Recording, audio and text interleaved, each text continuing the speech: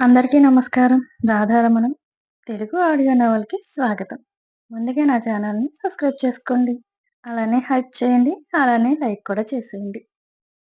Subscribe చేసుకుంటే నా మానిటేషన్ పూర్తయిపోతుంది కదా!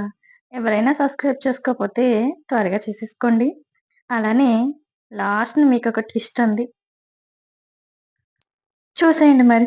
ఇక కథలోకి వెళ్ళిపోదాం. రాక్షసుడి వలలో అందాల జాబిలమ్మ. 72వ ఎపిసోడ్. ప్రసూనాంబ గారు తన తల్లిదండ్రుల ఫోటోలకు దండం పెట్టుకుని ఇటు తిరిగేసరికి శ్యామ మాస్క్ పెట్టుకుని ఆ వండిన పదార్థాలన్నీ పట్టుకుని వస్తూ ఉంటే ఆవిడ శ్యామ వైపే చూస్తూ ఉంటారు. శ్యామను చూస్తూ ఉంటే తనకి దగ్గర బంధువులా అనిపిస్తూ ఉంటే మాస్క్ పెట్టుకున్న మూలన ముఖం సరిగా కనిపించకపోయినా శ్యామ కళ్ళను చూస్తూ అలానే శ్యామని చూస్తూ ఎవరి ఈ అమ్మాయి అని జానకి ఎవరు ఈ అమ్మాయి అని అడుగుతారు ప్రసూనాంబ గారు.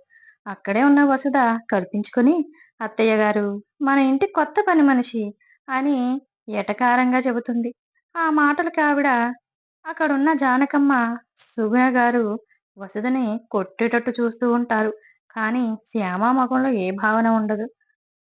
తను ఎవరో తనకి తెలుసు. వాళ్ళ పని మనిషి అన్నంత మాత్రాన తను ఆ ఇంటికి పని మనిషి అయిపోదు కదా! అయినా నా వాళ్ళకి పనులు చేసి పెట్టడం నాకు ఆ దేవుడు ఇచ్చిన వరం. నాకు ఈ ఇంటికి రక్త సంబంధం ఉంది.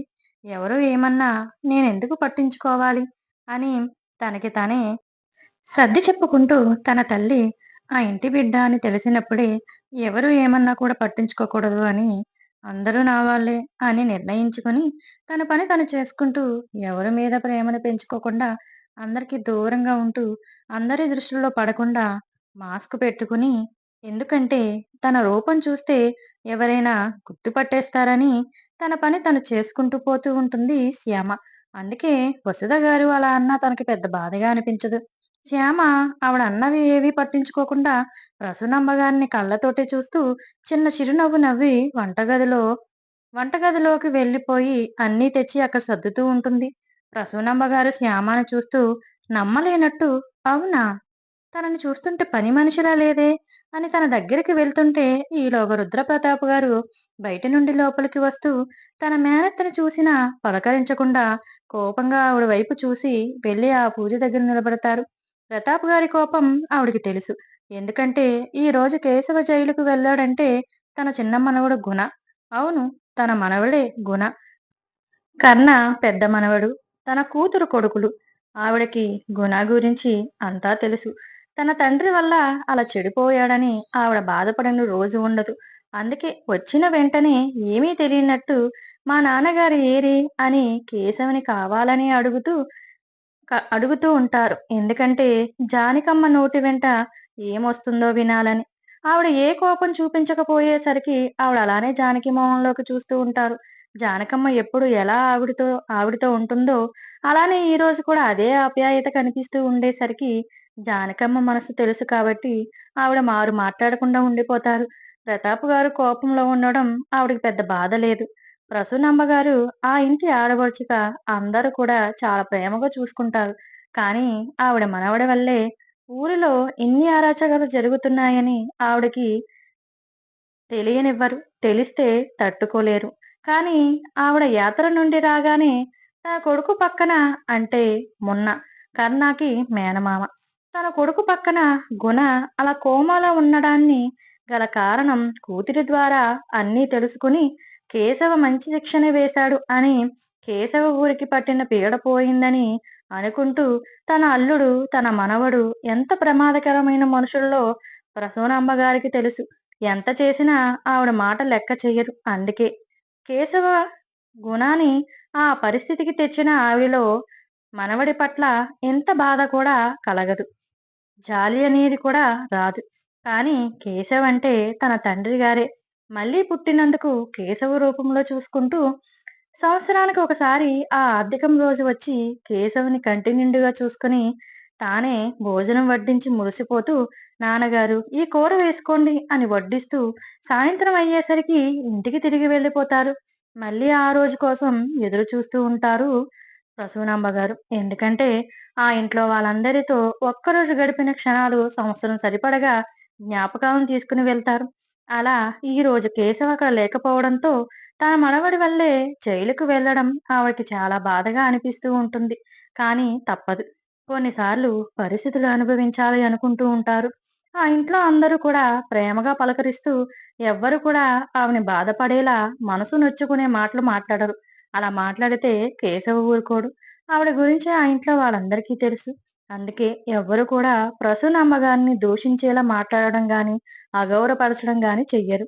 గౌరవంలో తక్కువ లేకుండా ఆమెను గౌరవించి పంపిస్తాడు కేశవ. ప్రసూనాంబ గారు కేశవ జైలుకెళ్ళాడని తెలిసి కృంగిపోతారు. 2 కుటుంబాలు బాగానే ఉండేవి. కానీ చిన్నతనంలో చదువుకునే రోజుల్లో కేశవ, కర్ణ, కిరణ్ ప్రాణ స్నేహితులు. కర్ణ ఎప్పుడూ తన తండ్రి బాటలోనే నడిచేవాడు. తన తండ్రి ఎప్పుడూ అక్రమాల పనులు చేస్తూ పైకి ఎదిగినవాడు. తన తండ్రిలా కర్ణ కూడా అడ్డదారుల్లో తొక్కుకుంటూ వెళ్తూ ఉంటే కేశవ ఆ అడ్డదారులను వెళ్ళనిచ్చేవాడు కాదు.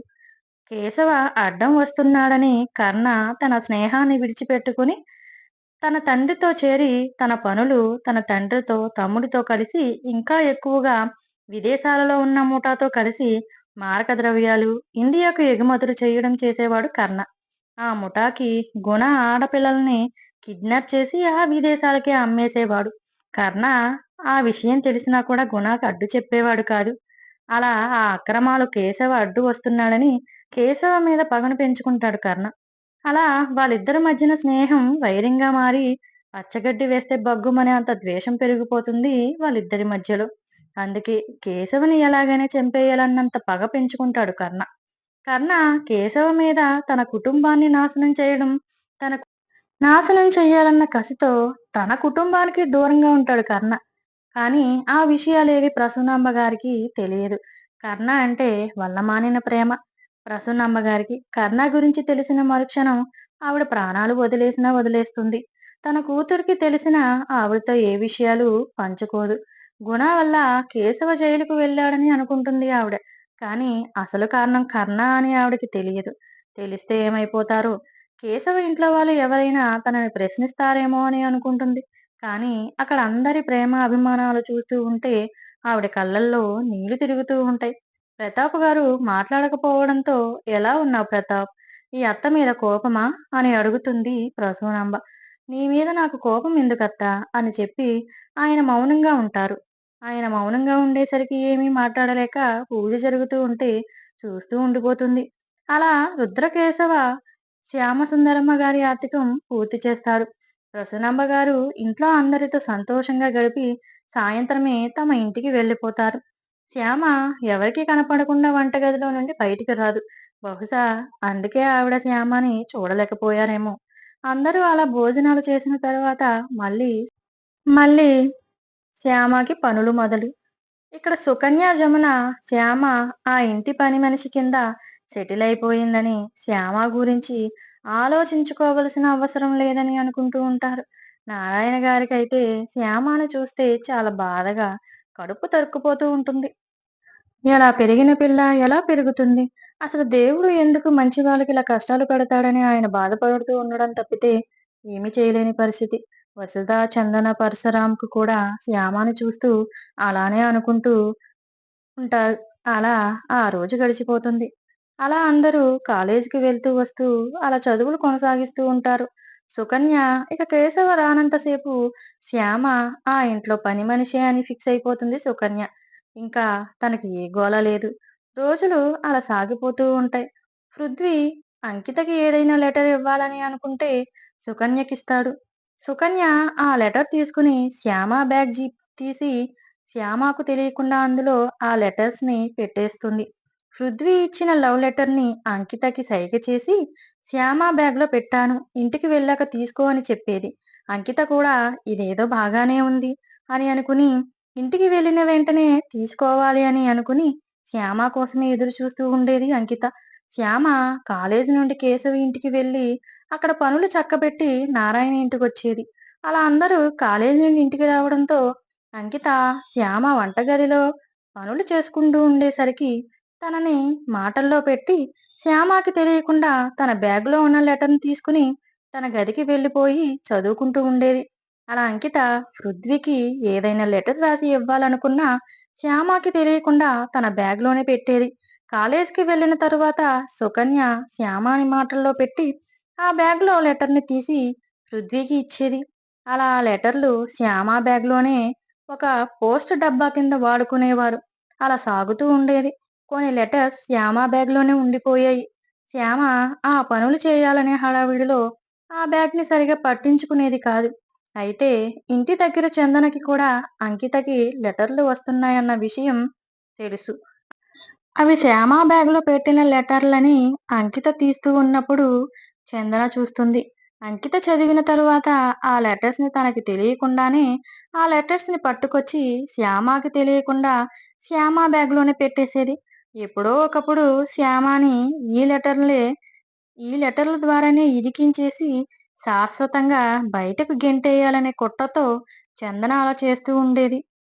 అటు సుకన్య, ఇటు చందన శ్యామ బ్యాగ్‌లోనే ఆ లెటర్‌ని శ్యామకి తెలియకుండానే పైన జిప్‌లో పెట్టేసేవారు. అందులోనే ఉంచేసేవారు. ఎప్పుడైనా శ్యామ బ్యాగ్ తెరిచి చూసినా అవి శ్యామకి కనిపించేవి కాదు. ఎందుకంటే శ్యామ ఆ బ్యాగ్ పైన ఉన్న జిప్‌ని అవసరం లేక ఎప్పుడూ ఓపెన్ చేసి చూసేది కాదు. అందుకే శ్యామ చూడలేకపోయిందేమో! అదే తన పాలిట శాపంలా, ప్రమాదంగా మారుతుందన్న విషయం కూడా తెలియదు పాపం. అలా శ్యామ నిఖితకి ఇంటర్ అయిపోతుంది. బీటెక్ ఫస్ట్ ఇయర్‌కొస్తారు. అంకితకి, చందనకి, సుకన్య, రుద్రాంష్‌కి ఎంబీఏ అయిపోతుంది. అంకితకి చదువు అయిపోయిన మూలాన కిరణ్‌తో తనకి పెళ్లి చేయాలని ఇంట్లో వాళ్ళందరూ మాట్లాడుకుంటూ కేశవ రాక కోసం ఎదురు చూస్తూ ఉంటారు. ఒకరోజు శ్యామ జమున ఇంటి దగ్గర పనులు ముగించుకుని కేశవ ఇంటికి వస్తుంది. ఇంటికి వచ్చిన వెంటనే పైన కేశవ గదిలోకి వెళ్లి అక్కడంతా శుభ్రం చేస్తూ ఉంటుంది శ్యామ.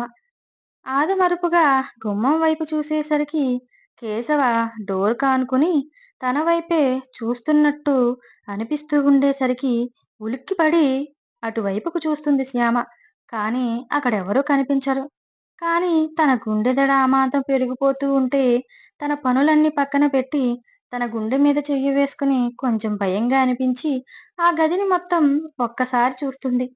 ఎక్కడా తనకి కేశవ కనిపించక గట్టిగా ఊపిరి తీసుకుని మళ్ళీ ఆ గదిని శుభ్రం చేస్తూ ఉంటుంది శ్యామ. కానీ మళ్ళీ ఎవరివో చూపులు తన వీపుకు గుచ్చుకుంటున్నట్టు అనిపిస్తూ ఉంటుంది. తన మనసు ఏదో చెబుతుంటే అటువైపు చూస్తుంది. కానీ ఎవరూ కనిపించరు. ఏంటి నాకిలా అనిపిస్తుంది? కే కేశవ గారు వచ్చేసారా? ఈ గదిలోనే ఉన్నట్టు అనిపిస్తుందేంటి? అనుకుంటూ భయంగా మళ్ళీ ఆ గదిని చూస్తూ లేదు. నేను ఈ పని చేసుకుని వెళ్ళిపోతే సరిపోతుంది కదా! అనుకుని త్వరగా ఆ పనిని ముగించడానికి వేగంగా శుభ్రం చేస్తూ ఉంటే, సడెన్‌గా తన వెనక ఎవరో నిలబడినట్టు, తన నడుం మీద వేలితో రాస్తున్నట్టు అనిపించి, వెనుకకు తిరిగి చూస్తుంది శ్యామ. అంతే ఇంకేముంది? వెనుక ఉన్న వ్యక్తి శ్యామని చూసిన వెంటనే తనని అమాంతం చుట్టేసి వెనుక బెడ్ మీద పడిపోతారు ఇద్దరు. శ్యామ షాక్‌లో ఎవరబ్బా ఆ వ్యక్తి? ఎవరో తెలిస్తే కామెంట్ చేయండి. కొనసాగుతూ ఉంటుంది. వచ్చే ఎపిసోడ్‌లో ఏం జరిగిందో తెలుసుకుందాం. కేశవైతే వచ్చేసాడంటారా? చూద్దాం. ఇదే ట్విస్ట్. నా స్టోరీ నచ్చినట్టయితే కామెంట్స్ చేయండి. మీ అభిప్రాయాన్ని తెలపండి. ఏమన్నా చిన్న చిన్న మార్పులు చేయాలన్నా చెప్పండి. కొంచెం ఈ వాయిస్ డిస్టర్బెన్స్‌గా అనిపిస్తుందేమో అని అనిపిస్తుంది నాకు. కేశవ్ వచ్చాడో లేదో వచ్చే ఎపిసోడ్‌లో తెలుసుకుందాం. ఎదురు చూస్తూ ఉండండి. నా ఛానల్‌ని సబ్స్క్రైబ్ చేసుకోండి. మౌంటేషన్ పూర్తయిపోతుంది. అలానే ఆ చేత్తో లైక్ కూడా ఇచ్చేయండి. నమస్తే.